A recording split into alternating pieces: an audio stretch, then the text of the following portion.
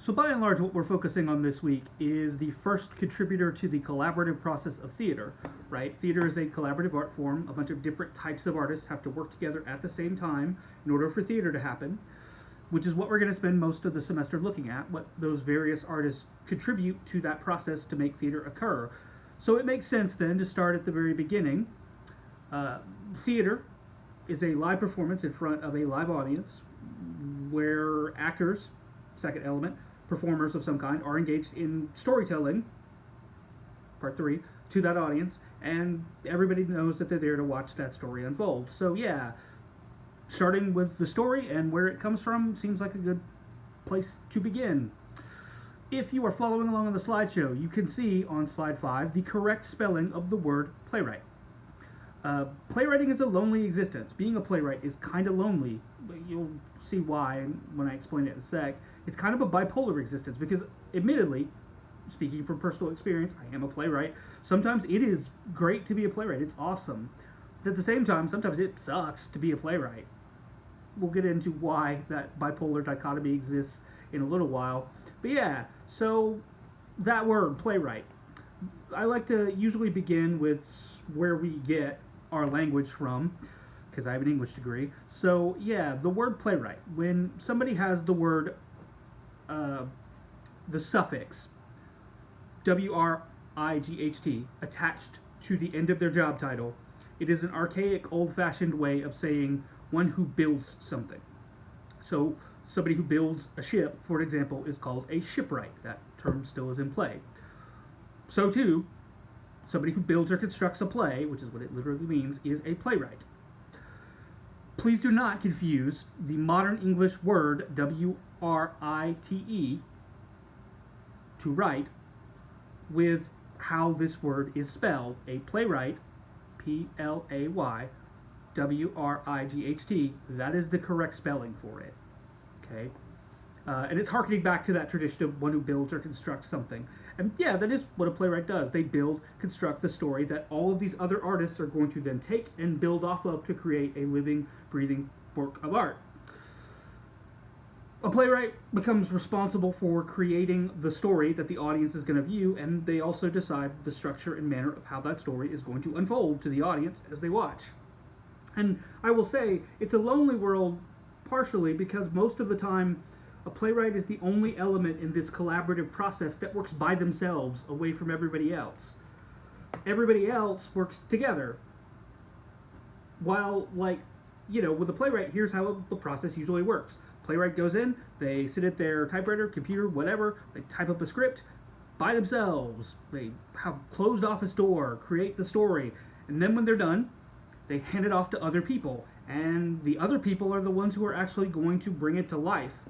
So the later stages of the collaborative process may involve the playwright sometimes making changes or additions to their script that they wrote, but usually that's not the case. Usually the playwright creates the story, writes the script up without any input from anybody else, who will then later become involved. So yeah, the actors don't get to say so, the directors, yeah, the playwright writes their play, and then when they're done, they hand it off to other people, and that's the end of their job. They do not work in collaboration usually with anybody else. They do collaborate in that all of those other artists are going to be the ones to actually bring their play to life. So yeah, you write this story, and then it's up to other people to actually make it happen.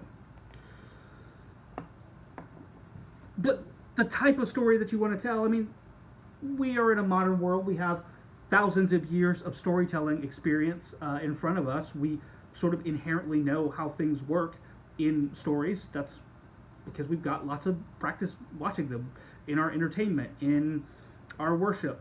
Yeah, we're used to having stories told to us. We're used to telling stories. By and large, most stories function the way that Aristotle put forward way back when in Poetics, that stories have a beginning, a middle, and an end, and that everything that happens in a story should give rise to what happens after it. But the kind of story that you want to tell, it matters, and the type of play that you want to do matters, because, you know, any subject can be approached from any number of ways, right?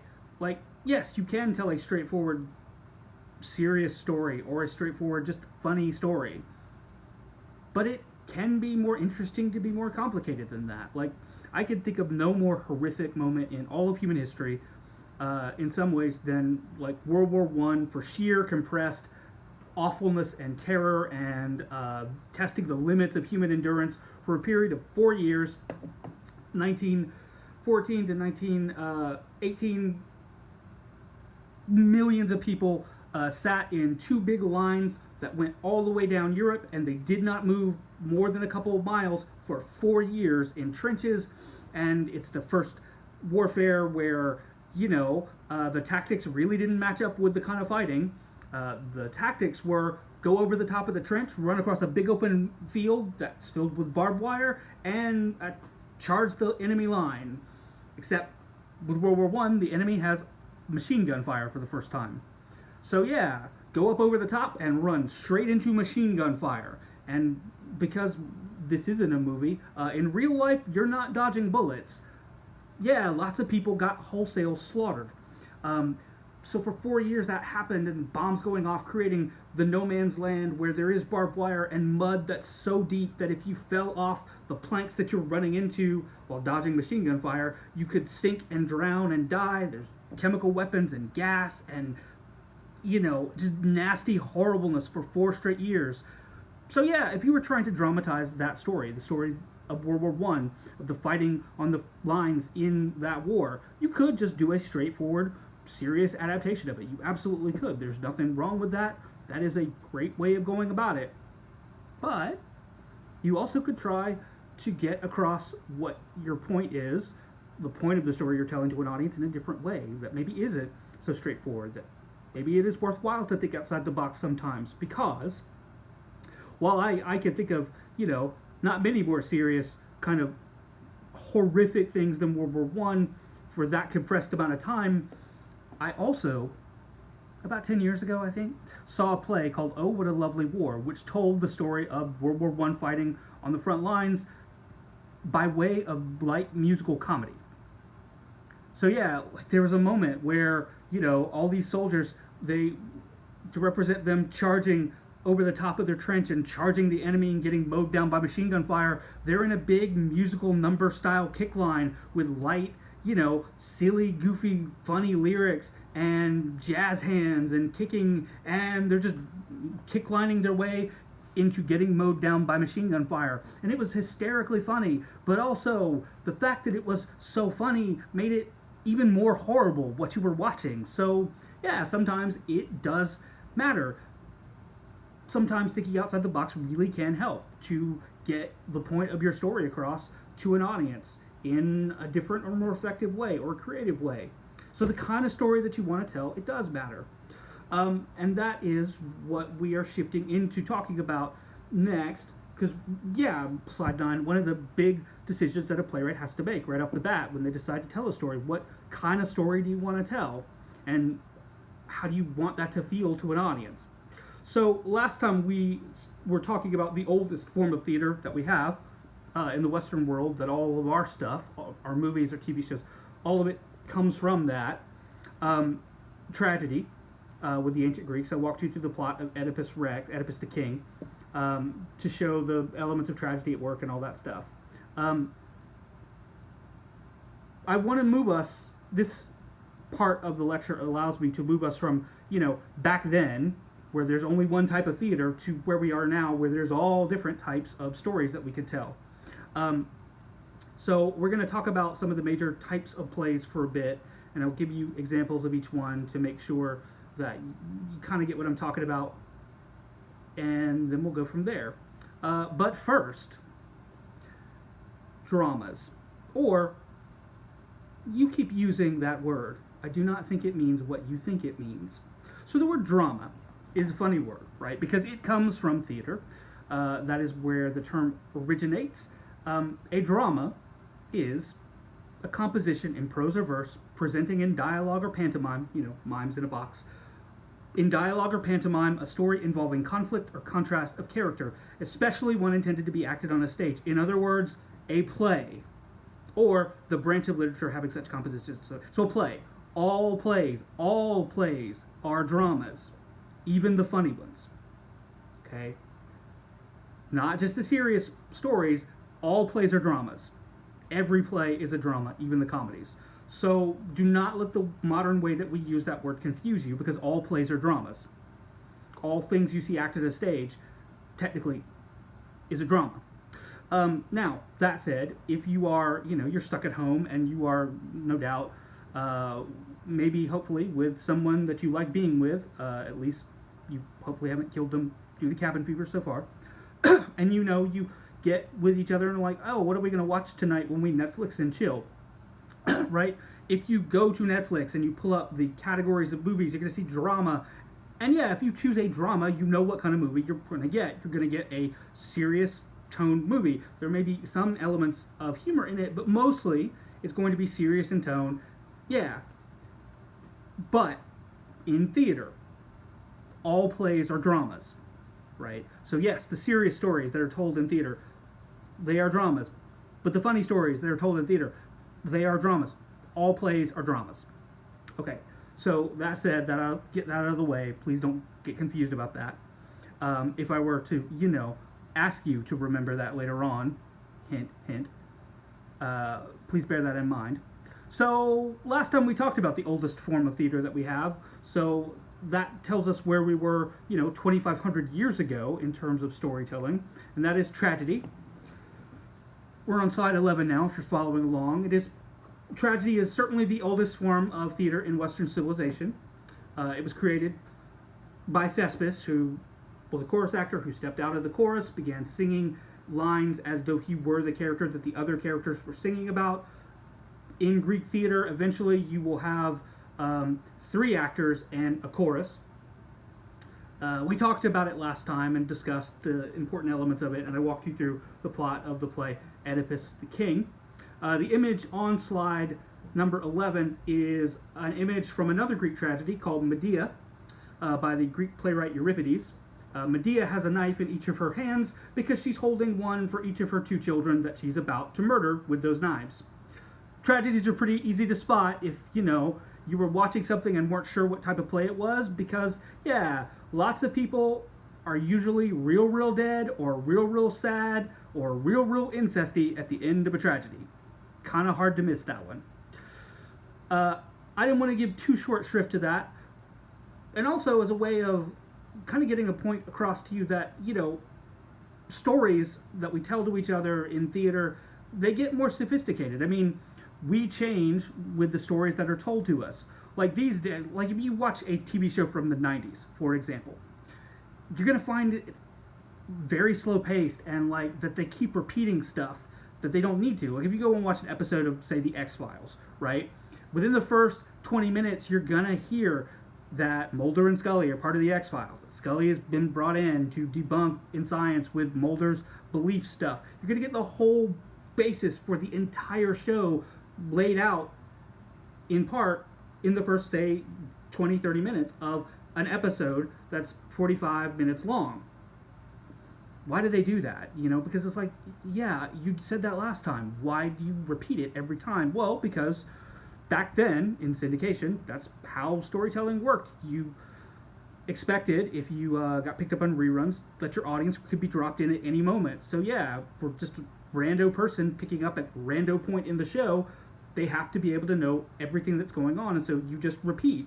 These days, as an audience, writers don't do that to us as an audience usually these days, because they know that you watched the last episode of the show like 5 seconds ago when you didn't stop Netflix from just moving on to the next episode. So they don't bother to do that, right? So we got more sophisticated as an audience over time from the stories that were told to us. Like even with Oedipus the King, even if you'd never read that play before, never seen it before, like just with how I was laying the plot out to you, I imagine you could guess where it was going, right? Because you're used to how plays work. You're used to how stories are told to you. So yeah. But Oedipus is a pretty simple story. I mean, if you've never seen it before, it's got a pretty killer plot twist toward the last part. But yeah, it's pretty basic kind of characters, pretty simple characters, kind of two-dimensional in some ways.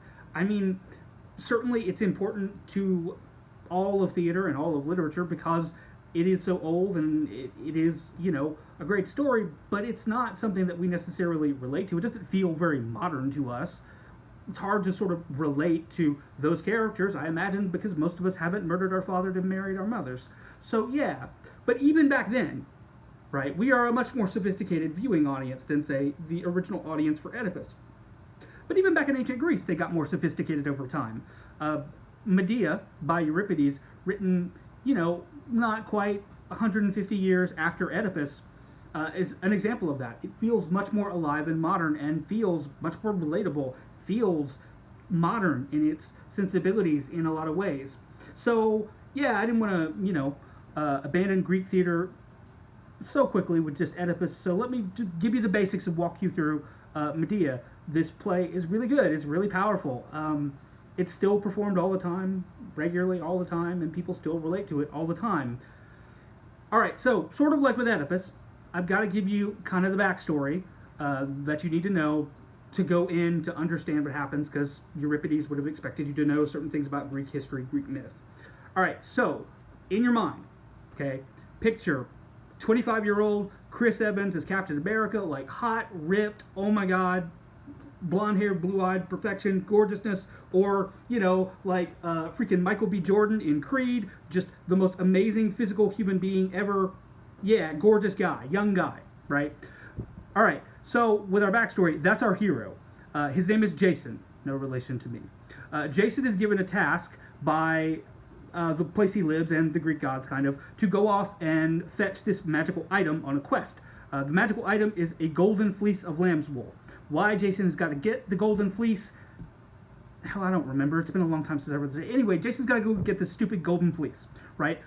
Nobody knows where it is. He has no idea. So Jason gets a boat. The boat is called the Argo, and he hires a crew to sail the boat with him on his adventures. They are the Argonauts, Jason and the Argonauts. And then Jason and the Argonauts go terrassing around the Mediterranean, getting into misadventures and hijinks, looking for the golden fleece in all these places, and they never find it. And in despair, they are about to sail home, right? Failing, not having found the golden fleece. And they're on their way back home to Greece when they shipwreck off a reef, off of an island. And it's not an island you want to shipwreck off of, because the island is populated by a kingdom of cannibals. So the boat isn't destroyed, it just sort of washes up, gets beached on the beach. It needs repair, there's a big hole in the side, and yeah, Jason and the Argonauts are trying to repair the boat, and then suddenly they get captured by the army of the Cannibal King. I mean, the army of cannibals too, so yeah. Anyway, Jason and his crew get taken to the castle of the Cannibal King and put in the dungeon. They are locked in cages, and then the king of this land comes visiting with his, generals and important people, and his generals and heads of staff. They're all his family members. They're all his sons, right?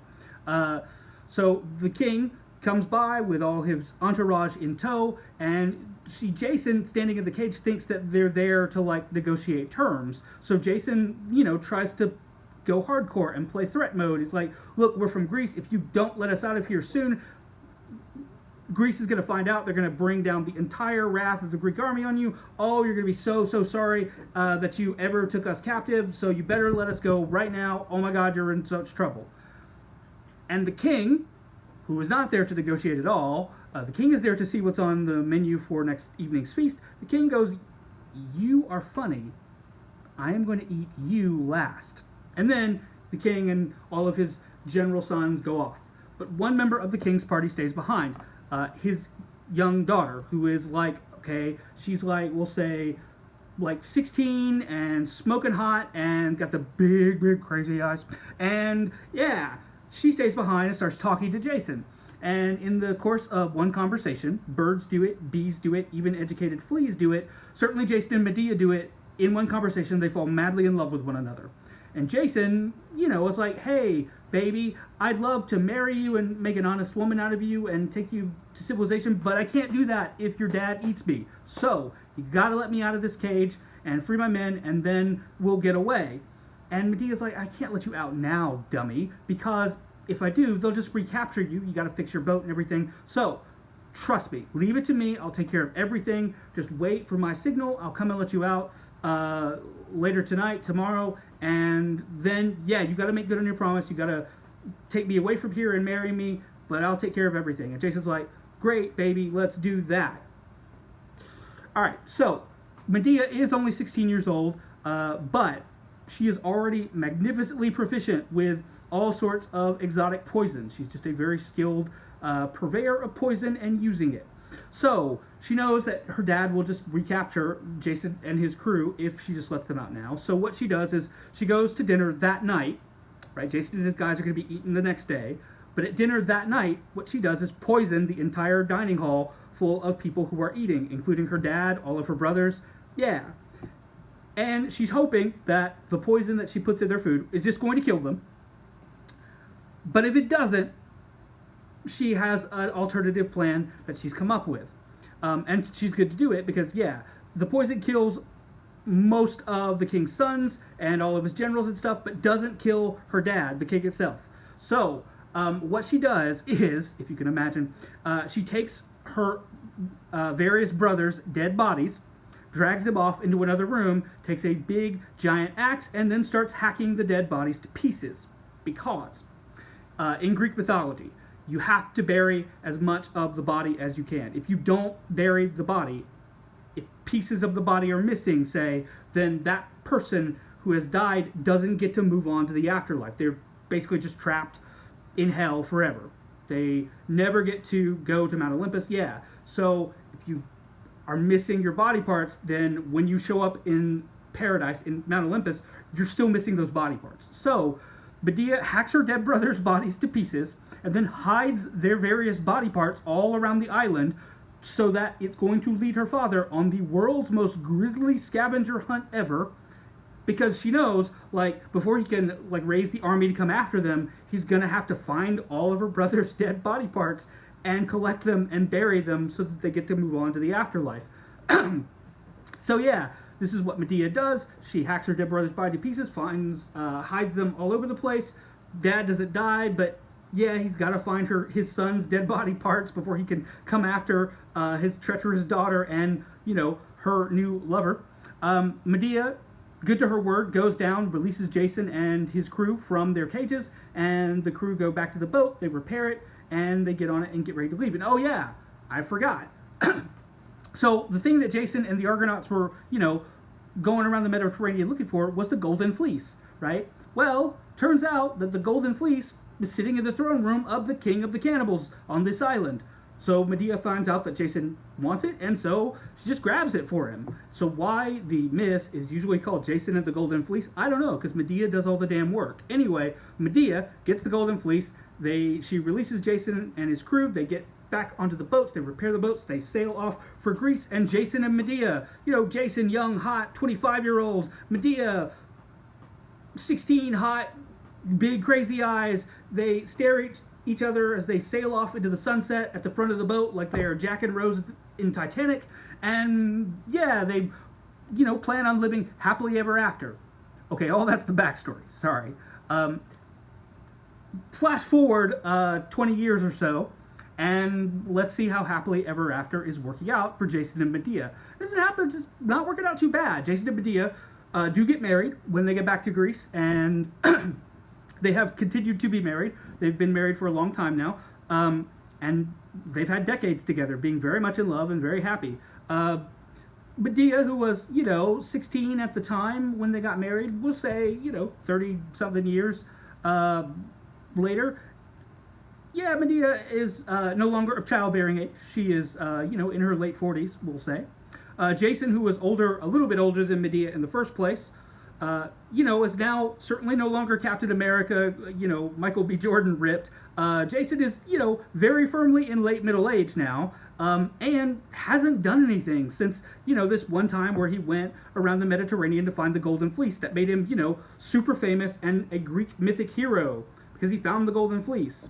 But yeah, he hasn't done anything since. He just sort of has lived off that for decades now. Jason and Medea are happily married. They have been this whole time. They have 2 adorable little boy children who are like, you know, 10, 12, somewhere around there. And the way that, you know, Jason starts to think about this by the time our play begins. Is, he's late middle age. You get to your 50s, you start to think as a guy about, even in your 40s, you start to think about, legacy and what you're going to leave behind and midlife crisis. And yeah, Jason no longer ripped hot, now got the belly because he's had too much beer over the course of his life, because yeah, he's just the guy who found the golden fleece, so buy this guy a beer, yay, yeah. So that's the problem, right? Jason's sitting around thinking, what am I going to leave behind? Because while he is super famous, he's not rich because he hasn't done anything since. He's just lived off of this legend that's grown up around him. So yeah, when he dies, certainly his family will have the fame of being attached to him, but they won't have any like monetary wealth because he squandered all the rest. So, thinking about legacy, he goes to the king of the land that he lives in. The king's name's Creon. And see, the thing is, Creon wants what Jason has. Creon wants to be famous and attached to the Greek gods, mythic, legendary, like Jason, and he's just not. So he wants what Jason has. And as it happens, Jason wants what Creon has, because while Creon isn't attached to the Greek gods, what he is super stinking filthy rich. So yeah, Jason wants his money, and Creon wants to be famous and connected to Jason. So Jason comes up with this great plan, and he and Creon agree to it. And then Jason goes back home to Medea and says, hey, baby, honey, you know how we sit around at night and talk about, we worry about what we're going to leave behind for our kids and them having a future and legacy and all that stuff? Well, you don't have to worry anymore, honey. I've solved it. I've taken care of it. See, I went to talk to Creon today, and Creon wants what I have, and I want what Creon has. And yeah, so Creon and I agreed that I am going to marry Creon's daughter, who is 18 and young and hot and bright and bubbly and cheerleadery and blonde, no doubt, because of course she is. Yeah, I'm going to marry the princess, and then Creon's going to be connected to me through marriage, and I'm going to be his son-in-law, and, we're going to inherit all that wealth, and he's going to inherit my fame, and the princess and I, she's 18, she could have kids, not like you, because, you're past that. So she and I are going to pump out a bunch of royal little baby kids, and your and my kids, our kids, they can come and live at the palace with the princess and I, and then you can stay here, and the kids can come and visit you out here, and I'll be there with the princess and our kids, and my new kids, and our kids will be together, and it'll be great. Doesn't that sound great, honey?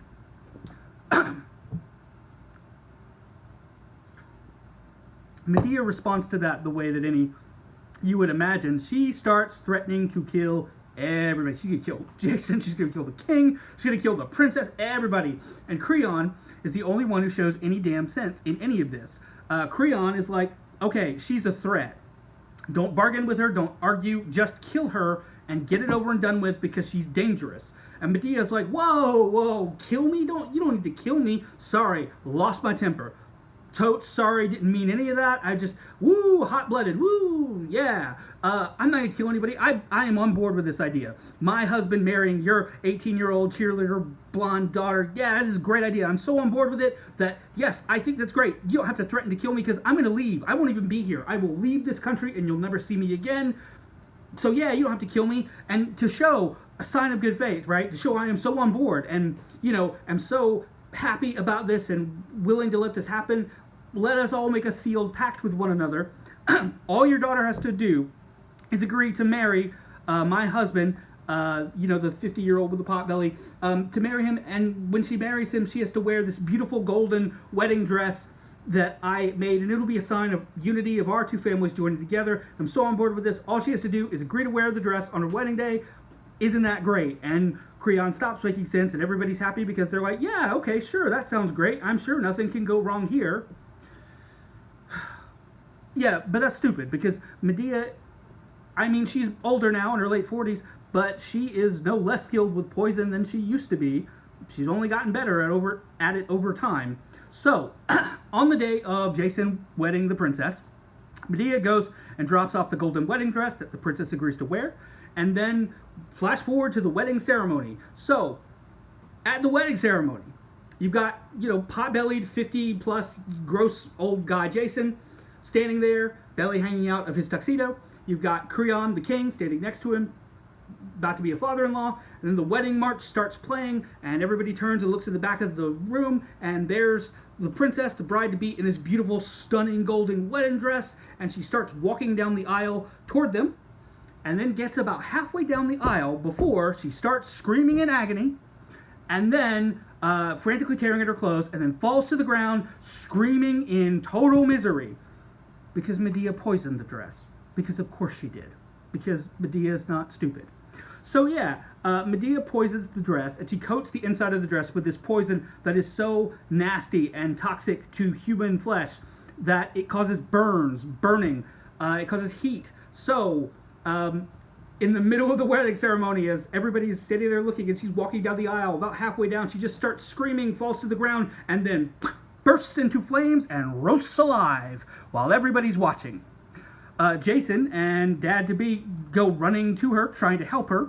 Her dad is smart enough to realize that it's something to do with the dress, so he tries to get the dress off of her while she's screaming, but that means that after she goes crispy, about a second later, he has it on his hands, and then he bursts into flames and then roasts alive right in front of everybody. So, yeah, that just leaves the wedding guests, 2 blackened, charred bodies, and Jason standing right there. And Jason's like, oh my god, they're going to think I planned this, that I had something to do with. I got to get out of here. And he runs out. So, let's back up. Medea drops off the dress. She goes to the Temple of Apollo and makes a deal with Apollo. She promises to do Apollo a solid if Apollo will get her out of a sticky situation that she expects is going to happen later on. And the priest of Apollo is like, yeah, sure, Apollo would love to have a favor from you, so Apollo will be there for you. Apollo's got your back. Pleased with this, Medea then goes home and greets her 2 children, her 2 gorgeous, sweet little boys that she has with Jason, who are like 10 and 12, right? And then they sit and they have a picnic lunch together, and like they're so happy to be there with her, and they love her so much that while they're eating, the 2 boys perform a poem they have written to her about how much they love her and how wonderful she is. And yeah, Medea sits and listens and is pleased by the poem and everything, and it's really sweet and tender. And then at the end of lunch, she sends the 2 boys in to their rooms to take an afternoon nap. And then, once they have gone to sleep, she pulls out her 2 knives and goes into their rooms and then cuts their throats. Because she's going to take everything from Jason. So, Jason arrives back at his house. There is a clip of this part that I have put for you to watch. The link is in the PowerPoint, so take a look at that. It is just the Jason arriving at the house, demanding to be let in, finding the doors locked, and then Medea opens them, and then Jason finds out why you don't want to mess with somebody who's willing to do anything to hurt you. Yeah, Medea's going to take everything from him.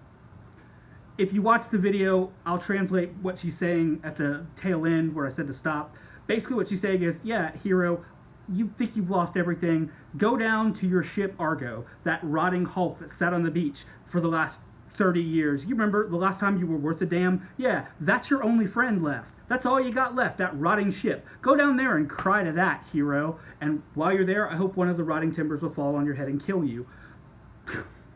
That's pretty hardcore. Yeah. She murders her children just to get back at him, just to hurt him. It's not that she doesn't love her children. She does, deeply. And murdering them destroys her in a lot of ways. As she says in the clip, it's not that I didn't love them, it's that I loathe you more. Yeah, she's going to break every bone in his body and show him what it means to cross somebody who is willing to do anything to hurt you as much as you hurt them. And Jason thinks that's it, right? So his sons are dead, and he's going to kill Medea, but yeah, but he loses all, like, effort to do anything. Like, his sons are dead. Like, he was going to kill Medea, get his sons, and run off, and run far away, and hopefully nobody would know them, and they would survive. But now that his sons are dead, like, he just wants to, he even loses the fury to kill Medea. He's just going to die, right? He knows that guards are going to come and kill Medea anyway. Yeah, he just asks for his sons' dead bodies so that he can bury them, and then he'll die, and they'll go and be in the afterlife together. But Medea's not done yet. So, remember she promised the priest of Apollo to do a service for him, and then, you know, the priest is like, well, don't worry, Apollo will do you a solid when you need him. Well, she calls in the favor on Apollo. So, we talked about Deus Ex Machina in the last little video, right? Medea has a Deus Ex Machina of all Deus Ex Machinas. So Jason's there, he's gonna kill Medea, the kids are dead, Medea's there, the guards are gonna come soon. How is Medea gonna get away? Well, Apollo sends a chariot driven by flaming dragons down to collect Medea, and Medea hops in, and she grabs the kids' bodies, and then they take off. And Jason just begs for his son's dead bodies. Please give me the bodies so I can bury the kids, so I can see them in the afterlife when I die. And Medea says no. Because remember, in Greek mythology, when you die, you got to bury the body, because if you don't, that person is like damned forever. Medea never buries the kids. She lets their bodies lie out in the open and rot. Jason never gets to see them again. She takes everything from him. And again, it's a funny thing because it's hard for a modern audience watching Medea because, you know, the idea of a mother ruthlessly murdering her children just to get back at her no-good husband, that is a horrifying idea that kind of goes against every idea about motherhood that we have. But in the play, I mean, yes, the play comes down against Medea murdering her children, but Medea at the end of the play isn't punished. Like, she gets away. She goes off to a cave somewhere, I think, in mythology, and like becomes a witch or something. Yeah, Medea is never punished for the murder of her children. Not on stage, not in Greek mythology. Because, hard as that is for us, the point of the play isn't Medea's sin. The person who's being punished is Jason, right? Jason broke his vow to Medea. And so, all of this, everything that happens in the play, all the horribleness happens as a consequence of Jason breaking his vow to Medea. So but Jason is the one who's punished, not Medea.